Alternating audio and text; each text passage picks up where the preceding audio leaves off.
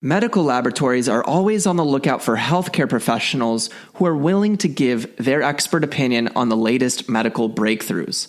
All Global Circle offers healthcare professionals the opportunity to shape the medical industry by participating in surveys that are relevant to their specialty. Receive $50 of sign-up bonuses and get paid for participating in studies by giving your opinion. Sign up today, impact millions of lives, and go to allglobalcircle.com.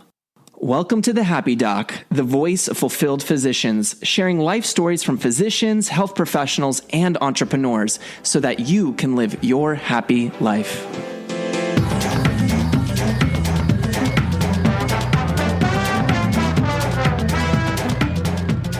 Hello, how's it going, Dr. Harvey? Awesome. Thanks for having me. I appreciate it. Amazing, amazing. So for those who do not know, this is a part 2 episode of the Happy Doc. And as you see directly behind Dr. Castro here, he has his book, Success, Reinvention, which is going to be the topic for today. I have to tell you, look, so you were able to send me over a copy, and I took a look at it, and I started to read into your story. And I know I already talked to you, but I have to say I was very moved by your story. And I think, obviously, we're going to get into it. Your mom is your inspiration, and she's done so much for you. But I don't know how much you're willing to share. But would you be able to paint a picture a little bit of that early upbringing for you? Yeah, for sure. You know, I'll preface, at the beginning, it was really hard to share with others, but I started thinking about the bigger picture. By me sharing, I feel like it's helping, and I'm feeling like maybe I'm turning a negative into a positive. And if I can do that, then why not share? And so, you know, growing up was not easy, and I know for a lot of us it's not. But my childhood was really rough. My dad was abusive. My mom left my dad at age 16, and the little memories I have of my dad were very always abusive. And we grew up in poverty, and you know, a lot of things it's just not knowing. You know, we had this funny looking money, and I always wondered what that was. And later I realized that was food stamps. And then I remember growing up thinking, man, we always have a lot of cheese and milk. I don't know what that's about. And I remember my uncle always bringing groceries. And I'm like, yeah, I'm hungry. I know there's food coming, or I think my uncle's coming tomorrow, so we'll have food. So I just remember growing up in poverty. And then I remember growing up and asking my mom, hey, I need help with X, Y, Z. And her looking at me saying, I can't help you. I would love to help you with this math problem or this, but I can't. I don't know what to say here. And so, but I do remember the strong skills that she gave me and tools to succeed. And that's what this book's about. She gave me a lot of excellent tools that has helped me even till today. Amazing, amazing. And yeah, it's something that is very impressive to me. And, you know, again, I found you inspirational the first time I spoke to you, but to actually read into that story and to learn about, you know, what you had to go through is absolutely amazing. And I feel like oftentimes when people have that difficult upbringing, it can be a reason that they get stuck, right? It can be a reason that they're not able to succeed, not able to reinvent themselves, as you know, your book is about. And yet in your story, you've been able to take those difficulties and transform them into that like net positive. So I think it's a very commendable thing. And you're a great example of what can happen when you do that. So tell me what the inspiration of this book was. Obviously not everyone goes ahead and takes their story and transforms that into the book, but what made you feel like this book was something you wanted to put out into the world? Yeah, good question. You know, I was thinking about life in general and thinking, you know, I shouldn't be where I'm at. I really feel blessed and honored to be a doctor and blessed to be able to do what I get to do every day. And then I started thinking, you know, there's a lot of other kids just like me, and there's a lot of single parents out there. And I thought, why not take all these experiences, stuff that's happened to you, and why not refocus that energy and just share that story? And then I started thinking, I was like, you know, I feel like I have the blueprints to succeed. Why not just share it with people that are just like another Harvey out there, another my mom out there? And I thought, if I could do that, then in theory, I'm kind of like a doctor. I'm helping people. I'm helping others, and I'm helping others just like me. And so that's really what gave me the energy. And so it's been a works over the last 5 years of actually writing and sitting down and making time. And then it's a lifetime experience of all the things that have happened to me into that book. What was it like to literally have that sit down and recall all of this information, data? Was that like a difficult process? It's interesting you say that. Yes. And it was, and ironically, my mom and I are super tight. We're like best friends. But this book, if anything, has brought us even closer. And she shares stories about my childhood that I didn't even know, or she kind of glanced or touched on it and I knew, but I didn't realize the depth of it. So this book actually brought out some good and bad memories. But I always think the bad memories are actually good memories, because I think it's causing better good, or there's more good out of it. And so, but yeah, I'll never forget. I had the book came out, and then I had someone basically read the book and create an Audible edition. And then that Audible edition, I had a proof listen to it, make sure it was well. And I remember having to pause the Audible because I started crying. I was like, "Wow, this put me in a bit different place." And it's weird when you write it, but when you hear it, for some reason, it hit me harder. It was hard. It was really hard. And look, I started reading the first like introduction chapter, and I actually had a pause also. You don't know this about my story, but I'm also very close with my mom, and my upbringing wasn't, it was great, but there are also a lot of difficulties. And I think that's the one thing that I really like about your book too, is you write it in a story, and you have that sort of story telling kind of a voice throughout of it. And what I think is really nice about that is we all have a story, and you have your story. And then with that story, I was reading and I was connecting it to my story. And I think that's just like something that's really beautiful about and unique about life, is that we all have that. And so I think, I think it's something I'm really interested in reading further as I go through the book. And I'm looking forward to really sharing this material with other people. So with that being said, let's dig into a couple of the concepts here. Obviously, my goal is not to, flesh out this whole thing. I want people to check out this book as well. But you kind of start off with this concept, again, of the productivity ladder. And we don't have to go through everything here. Actually, before I get to the productivity ladder, I just reminded myself, some people say that success is something that only talented people can do, right? And some people say that it's something that is kind of born within you. But what do you have to say about that? Yeah, good. I think success is defined by you. I think that some people will say being wealthy is success. Some people will say financial independence is success. For me, my two things that are success are spending time with family, and then the second is helping others, and not in necessarily that order. To me, that defines success. But when I look at all the things I've done, and I'm not bragging in any way, I look back and say, I really shouldn't be here. I shouldn't be a doctor. I shouldn't have started a business. I should have done, I should have made it as far. But I think the key with me, and it goes into the book, is you got to just continuously do better. We all make mistakes. The difference is when we make the mistake, can we do better the next time, or can we learn from our mistakes? And sometimes we have to make the mistakes a couple of times before we learn them well. And then sometimes we just hear about the mistake and don't have to go through ourselves. But I think the key is, a lot of people I've noticed will work at something and then it'll fail. And then they'll say, you know what, this applies to the rest of my life. I can't do X, Y, and Z now because I already failed at this other thing.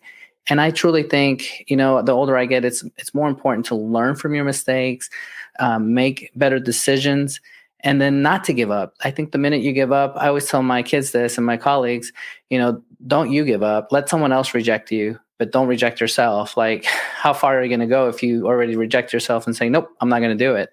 And so I think that's one of the key things I talk about in the book. Amazing. I mean, I love it. I love these concepts. I'm getting like super excited just talking to you about it. So yeah, let's dig into some of these success principles and concepts that you've put in the book. So you start off with the productivity ladder. What is that? This is an interesting story. And I start off the book with a doctor named Dr. Kevin Smith. He was the first person that I consider my mentor towards wanting to be a physician. And I'm going to tell the story. Basically, I was in the U.S. Army. I was drilling that weekend, and by chance, I was half a mile away from where this doctor was going to give a talk about how to get into med school. And during the talk, he talked about something called a productivity ladder. And I thought, what the heck is that? And I remember sticking out because I was the only one in Army fatigues. Everybody else was dressed normal. And I remember he looking at me in the middle of the speech because I came in late because it was during my lunch break. And he talked about an individual that wanted to be a doctor, and all they could dream of was being a doctor. And they went and applied and got rejected. And so this individual went back and got a master's in public health, went back and applied, got rejected, went back and got like a law degree and applied, and then finally got accepted. And I thought, oh my gosh, this person, went 4 or 5 years extra than the normal person just because that's what they wanted to do. But they were just trying to reinvent themselves and always moving forward. And so I've taken that analogy and said, look at life as a ladder, and look at it as an infinity ladder, one that you're always going up to the next rung. And it doesn't matter how fast you get there. It matters that you're getting to the next rung. And then the other part to that, I always say, when you get to the top of the ladder, there's no such thing as the top of the ladder. You want to keep improving, because at that point, you can always, there's always room for improvement. And so this leads me to another story. One of my kids, he was on TikTok. Long story short, he got like 3.5 million hits. And I said, oh my gosh, have some people that might give you some good media tips and help you. And he looked at me and said, Dad, there's no need for that. I could probably teach them. I'm at the max here and there's no room for improvement. And I said, you know what?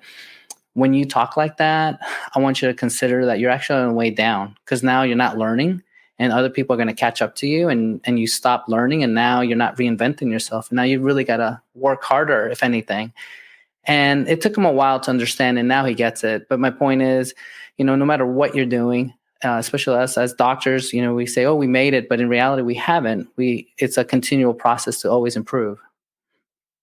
I love that. And you talked about it in the book as well, but the concept of never arriving, right? Because if we're always in pursuit of learning and growing and all those things, that's where the fun is, right? And to kind of have like that, almost like you mentioned in the previous interview, that childlike sort of mentality. But when you feel like you've reached that peak, like you said, then your ego is super big. You think you're the best. You think that there's no room for improvement, and then there's no way to get a return there. And it's I've been in that state of mind, and I've definitely been humbled in that state of mind many times. I think you and I both could have some examples of getting maybe too hot-headed at some point. But it's really important. So I appreciate that. So with this ladder concept, what are you saying? You're saying that we're able to start to take little steps towards our goal, but it's an infinite ladder? Yes. Because think about us right now and I like this podcast a lot because it's a lot of physicians and all of us have made the same milestones and have gotten and so-called arrived. And I feel like society also holds physicians at a different level. And so I feel like if you take that MD and say, okay, I am good, I'm the best doctor out there, I've learned it all, then in reality, if you think about it, diseases are changing, evolving, you're learning, there's new terms. They even change the nomenclature, things that you and I label X, and in your field, they change the DSM-4 and they come up with the next terms, and then things change. And so my point is this: if you can always be humble and learning and always improving, then you're really doing a really good job. I worry for those that eventually become, let's just say it, they become arrogant or lose track of the bigger vision. And then all of a sudden they stop learning and they stop improving, and then they just become average. And that's, nothing's wrong with that. But for others, that's not good. For me, I feel like, we only have so many years on this earth. Let's take advantage of it, and let's always continue to improve. And I think that's an important concept to really take into heart. I think that will change your life, your marriage, your situation, your work environment. I really think if you take that kind of attitude, instead of being defensive and saying, oh, no, I don't do that, then no, listen to everyone, all the good and bad feedback, take it all in and learn from it. I think as a doctor, sometimes it's hard because we feel like we've done so many accomplishments and so many accolades that how could you say I'm not doing it right? And in reality, I think if you're humble and you learn and you allow others to teach you, then you can grow even faster. I couldn't agree more. And it really fits in with your book too. I'm, as a follow-up question to this, do you think it can be harder sometimes for people to reinvent themselves when they're more successful? Excellent point. I love that you said that. Yes. I think the higher you are, and let's quote unquote say in the food chain, the higher you are in the corporation or wherever it is, it's a little bit easier to say, you know what, I'm here. Why should I kill myself? Why should I push? And so that goes into one of my other chapters is, what is your why? Why are you doing all these things? For me personally, I'm back going to school. I'm getting my MBA because I feel like I need that. I'm more on the business side right now, and I feel like I need these tools. With that said, I've started over 20 companies. I've started different projects. I've done a lot of nonprofits, and I've enjoyed it. But I still feel like I need more. I feel like I'm nowhere near where I should be. I should be further ahead. And so when I'm in class, I'm taking it all in. I'm learning, and it's a lot tougher as I get older to just appreciate, learning and studying. Because back in the day, I didn't have any worries, and now I have other responsibilities, so it's even tougher. And to your point, I think for me personally, when I start training doctors or people that are older, sometimes one of the challenges is they're so used to doing things their own way, and that's the best way in their mind, that it's hard for me to sit down and say, let's pause for a minute. Let's work on this together, and let's see if there's a better way. And a lot of times they fight me because they're like, no, my way or the highway. And I'm like, well, let's just slow down a little bit. Let's work on this together, and try to get there. And I think eventually when they see the bigger picture, they start listening more and they start being more receptive. But a lot of it, again, for us physicians, is pride. It's hard as a doctor to say you're wrong or you're not right. And it takes some growing, I think, to be able to say, I'm sorry, or, what, I messed up, or I got to do better, or, hey, you have less education than me, but you know what? I bet I'm going to learn from you. And to say those words and to truly mean them, it's hard for some people. Yeah, definitely. And as you're saying that, it reminds me of the difference between like a fixed mindset and a growth mindset. And I feel like when people are really fixed, right, or they feel like they're at the top of the food chain, right, they're very kind of, the mindset's very concrete, and it's very tough to actually, like, not like in a physical sense, but like mentally, to break through and to have a normal conversation. And you can't really even have a conversation when someone at the very get-go, like your son, right, believing they're the best TikToker out there, you can't really even engage with someone who does that. So, and I think this is a nice segue into the next part of your book that you kind of touch on, which is obstacles, right? And there's many obstacles that are going to get in the way of someone being able to succeed. So what's your concept around obstacles, and what are some methods we can break through those obstacles? Two parts I always think about obstacles. Number one is try your best never to use prior failures or in your mind failures to hold you back for future success. I see that a lot. I meet people and they're like, oh, I failed at this and therefore I cannot succeed. My point with obstacles is two parts. Don't let prior failures, move you in the future. If anything, use that information to help you learn for the future endeavors. And then when it comes to obstacles, I really think it's about two parts. You need to think outside the box, and you really need to plan.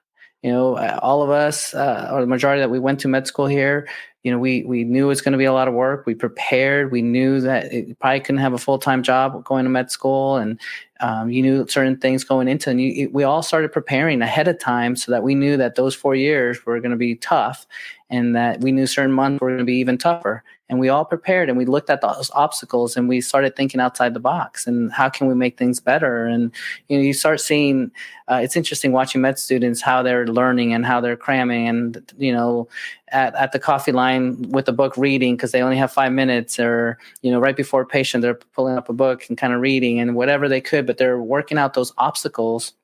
And I think it's important to plan ahead. Basically, you got to look at every possibility of what can throw you off. Obviously, we won't know everything, but if you can plan ahead as much as possible, then that's half the battle. Because then you know what to do when that issue comes up, because you've been planning for that day. Absolutely. And, leaders anticipate. People who are, really taking charge of their life. And I think that's part of this concept of reinventing yourself and being able to succeed, is anticipating the challenges. And like, for example, med school, as an example, we all know it's hard, but what are you going to do to anticipate the challenges to make it easier? So maybe it goes from hard to like, it was moderate, it wasn't as difficult. So I think it's a really good point. And to sort of plan the obstacles is something, and to think about the obstacles is way better than the avoidance, which I think most people do, which is, I know this is going to be hard. I have no idea what I'm going to do. I'm not even going to think about it. And then we run into them. Yeah. And sorry to interrupt. I want to make sure I say this. Also, think outside the box. Don't just be traditional. That's one of the analogies we did in the last show. Don't think like a child. Take away all the rules, take everything off, and just think of the problem differently. I'll use medical school as an example. One of them was finance for me. So I thought, well, how the heck am I going to afford all these books? I can take out loans. Well, what I did that I thought was out of the box thinking is I went to the book publishers and I said, hey, I'll correct these books for you for free, but I want the books free. I went to the local bookstore that I bought the books, and I sat down with the manager and said, if you give me all these books free, I will do a book review. I will put a corner in the bookstore that says all my recommendations and why, and I'll go through each subject, and I'll create like a wish list of this is why the best one, the second best, third, and this is what I would have. And guess what? I got all these books for free in med school. And I had probably one of the best libraries in undergrad and mainly med school, because this is what I did. And it was thinking outside the box. I had a problem, which, hey, I don't have money to pay for this stuff. Second is, how do I address that problem? And third was like, you know what? I have an idea. It's kind of crazy, but I'm going to try it. And believe it or not, especially with Lippincott Williams, I got to tell them how to format the book, do great tabs. This was back in the day. And back in the day, I even told them, hey, we need to start going to Palm Pilots or more digital, and forget about printing. We need to start going into the digital media. And they sat me down, and it was nice to be able to tell them where I thought the future of medicine in the digital world and shape that. And that actually gave me all these free apps later when that was coming up. So again, it's thinking outside the box for these obstacles, not just falling into this one way of thinking. That's amazing. And as you were saying that, like, I was like, oh, a great idea for a med student, like in modern day 2020, would be figure out how to run a podcast and then do a book review on a podcast. Say, hey, look, if you send me your book, I'll review the book and let students check it out. And then all of a sudden, I think that would be a great idea. So anyone listening? Sounds good. No, I think it's great. And I think, it's interesting too, because not only did you solve your problem, but in the end, you ended up getting like paid essentially to solve, when you solved that problem, right? You got paid. Yeah. So not only were you not losing money, you're making money from this process, which obviously is an amazing way to do this. Later in your book, in one of the chapters, you start to talk about the idea of celebration. And again, I don't want to really hit every single part of your book, because that's not the point of this.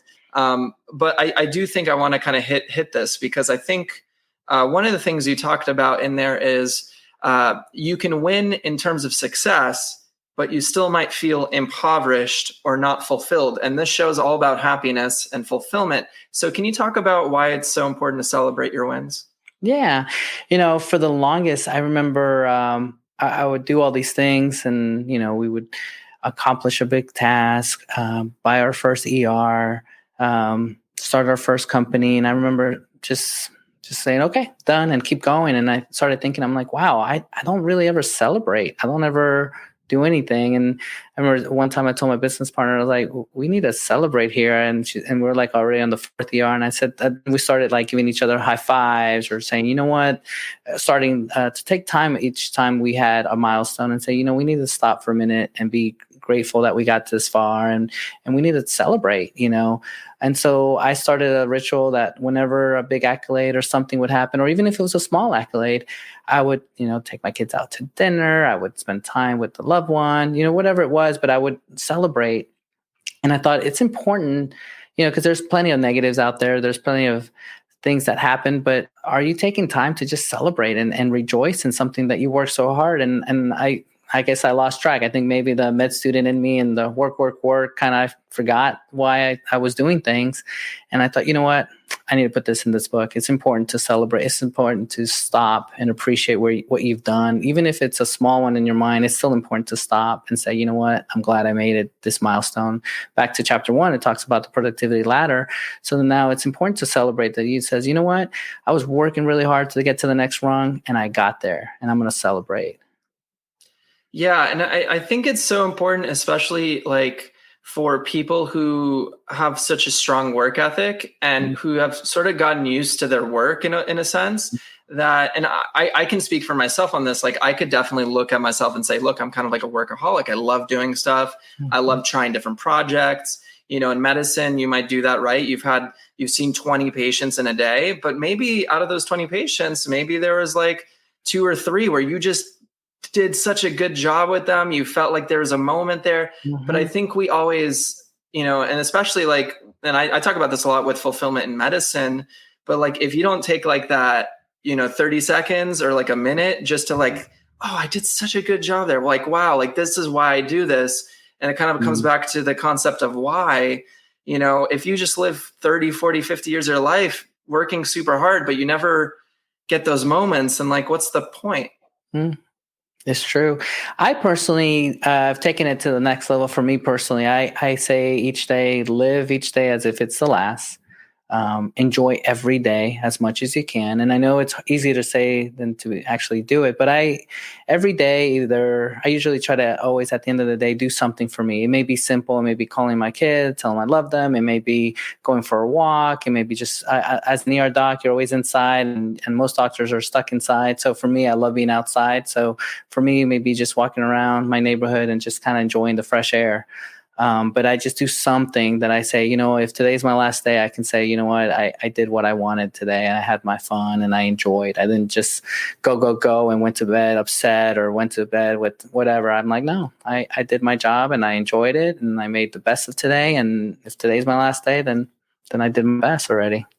Yeah, that's great. One of my guests I had previously, David Meltzer, he says that the most powerful 2 words any human can use is thank you. And he says, if you start your day with thank you and you end your day with thank you, if you do that consistently for a month, it will change your life. I'm curious, do you have you know, you said you go for a walk and those things. Do you have like a consistent gratitude practice, or would you say it's more kind of just taking a moment? No, I'm very consistent. I feel really humble. I try always to remember where I started. And I thank God every day that I have a roof over my head, that I have food on the table, and I'm just blessed to have those things. And everything extra, I just feel like it's extra and it's a blessing. So I'm very humble. And you know, when I get up in the morning and I walk around my house, I'm like, wow, I did never expected to have this as a child. I never thought this would be where I'm at. And I just feel grateful that I'm at this place. And that's another thing. I don't want to give away the book either, but there's a part in the book that I talk about. It's important for you not to get stuck on your MD or your titles. It's important to be valued by your name and who you are. My analogy is, you know, at some point, the state of Texas will be like, you're too old. You can't remember stuff. We're taking your license away. And if my name and my pride and everything value is based on that MD, then the minute that goes away, then they take my identity. But if I look at life as this is who I am and this is what I'm worth and this is who I stand for, then you can take my MD away or take everything away, but I'm still who I am. And I think that's a concept that everyone should think about it, especially physicians. That is the MD defining you, or is it you that's defining you? I mean, I feel like I could sit with that for a while, right? Like that's something to definitely contemplate. And, you know, it's very important because I think as physicians and not just physicians, but any professional, like a lawyer, doesn't matter, you know, whatever accolade or, you know, whatever's behind your name, you're human first, and you're a human who has grown and achieved a title, but that's not who you are. And I think, especially, at least I can speak for the physician space, as you know, let's say something happens and you can't continue doing that job anymore. Who are you after that? And I think that's why it's so important that you've provided this resource and the concept around reinvention, because you know, as you talk about a lot in this book too, every day is an opportunity. So there's a question that I actually asked as the title of this talk today. And so, why do you think today is the best day, or why do you think now is the best time to reinvent yourself? What would you say? Yeah, that's an excellent question. It's kind of like when people say, when should I have a kid? I say, you know, there's never a good time to have a kid. You just got to do it. You know, you just got to you got to live life. You know, I'm going to backtrack a little and it'll explain what I'm about to say. A couple of months ago, I met a oncologist, and he said, "Harvey, do you have anything on your bucket list?" And I said, "Oh yeah, I got a couple of things on my bucket list, but other things I'm, knocking out now." And he's like, "My advice to you is knock them all out now." And I said, "Why?" He said, "I'm an oncologist. I met tons of people that I've told them, hey, you have cancer, you're about to die, you got 6 months." And they're like, "Oh my gosh, I'm not going to get my bucket list." And basically the reason I say that is now is the time to reinvent yourself. You don't know about tomorrow. Now it's a time to do better. Now is the time to live life and look at life differently. Some of us are scared to move forward about certain things. Well, that's only going to delay things. So in my mind, it's like, don't live life in regrets. Live now. Do it. You're smart. You've studied. You're prepared. Now is the time to look at things differently and reinvent yourself and work on things. We all have room for improvement, all of us. And so the reason I say that with this story is don't wait. You can always be a better father, a better spouse, a better parent, whatever that is, better employee. But now is the time to really sit down and not that I'm pushing for my book, but to understand your why and understand why you're doing things, and then take all of that in and make a new you. Absolutely. I mean, I loved everything you said. And I think it's something that I definitely feel has been an important aspect of me growing personally. And I think anyone listening to that, really today is the day to look at things a little bit differently, try something new, read the new book, go on that trip. Actually, with a caveat, it's COVID time, so maybe not go on that trip. But What do you mean? but yeah, I just think it's that's so important. So again, we're alluding to your book a lot, and we'll get to maybe how to check it out shortly. But is there something that you really would love readers or listeners today to know about this book, or something you hope that they can take away from this conversation that maybe we didn't touch on? Yeah, I do want to share a quick story. Since the book's been out, and it's only been out about a month-ish, I've already had people reach out saying that they read it, they gave it to their kid, gave it to their spouse. I've had excellent feedback. Today, someone told me that they're in a big book club and they picked this book, and his spouse is reading it together. And the husband told the wife today, say, "Hey, I'm taking this to work. I can't put it down. I really want to read the next chapter. I'm not going to wait till tonight." And she was sharing the story with me, and I thought that was kind of funny. But my point is this: my goal of the book, and what I have not said enough, is I just wanted to help someone else. If you read it, donate it to somebody else, give it to someone else. My goal with the book is just to help someone else. I told my publisher this: if one person reaches out to me and says, "Man, this book changed my life. It helped me in X and Y," my job is done. I said, "Wow, my story now helped one other person." And if more people are helped, great. But my goal is just one. And again, if you can donate it to somebody else, give it to your friends, whatever. I would love to hear that story. So if you do anything, or if the book impacts you in any way, I would love to hear that story, and just shoot me an email or contact me on social media. Yeah, and I'll tell you, it's already impacted me. I mean, when I read that beginning chapter, and to hear your story, especially because I already interviewed you, and then I didn't really get the full picture, and then to read what you've gone through, and to see you sitting here, an emergency medicine physician, building out businesses, writing a book, doing what you're doing to give back to the community, it's like, wow, amazing, right? So I definitely, and I mean it, I really do. So if anyone's listening and really wants to just be curious and just take a look, I would love for people to check out your book. So how do they find your book, and what are some avenues people can take a listen or read this book? Yes, it's on Amazon. So just type in Harvey Castro or Success Reinvention. It's in Spanish already, and it's both in Kindle and paperback. Sometime in October, it should be in the Audible edition, both in Spanish and English. And then I'm working on getting the book next month in Portuguese.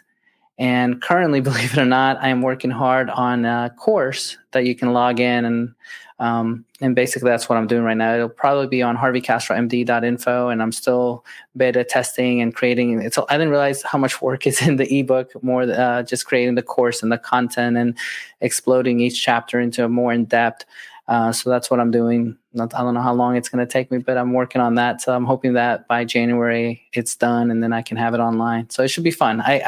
This is another story I'm doing. The other day I met a waitress and she was telling me that she has this degree and she's all indebted and she's been out of school for about, since a year now. And I said, you know what? I'll be right back. Ran into the car, got a copy, signed it, put a little something, gave it to her. I said, please read this book. I think it's going to help. I think you're going to see life a little bit different. And I think you're going to find a job in a different way. And I gave her some ideas and suggestions. And I thought, you know what, this is what it's about. And later when I have this course, I would love to say, hey, here's a code. It's free. It's yours. I just want you to do something for you. And hopefully I can help you somehow. So that's my goal. I love that idea. Like that just got me so excited because when you have a conversation with someone, you hit them in one way, but when you can literally physically hand them the book or hand them the course, then they can learn those tools and they can figure it out through, like we talked about before, like they have their own story. So I love that. And again, Dr. Harvey Castro, thank you so much for being on the episode today. I want to celebrate you. So thank you. I appreciate you. Thank you so much, guys. Yeah, absolutely. I want to celebrate you for being on this episode today. If anyone has any questions or comments, please let us know. And we'll definitely reach out and reply to all of those. And again, thank you so much for being on. Thank you. Have a great day. Have a blessed day, guys. And that's the episode for today. I want to thank you so much for listening to the Happy Doc podcast. Again, this is a podcast that is going to inspire you as a physician, as a health professional, as an individual to be fulfilled in your life. So please look out for the other episodes in the Happy Doc. If you enjoyed today's episode, please leave a 5-star review on the podcasting application of your choice. You can also reach out to us by emailing thehappydoc1@gmail.com. I'll see you on the next episode.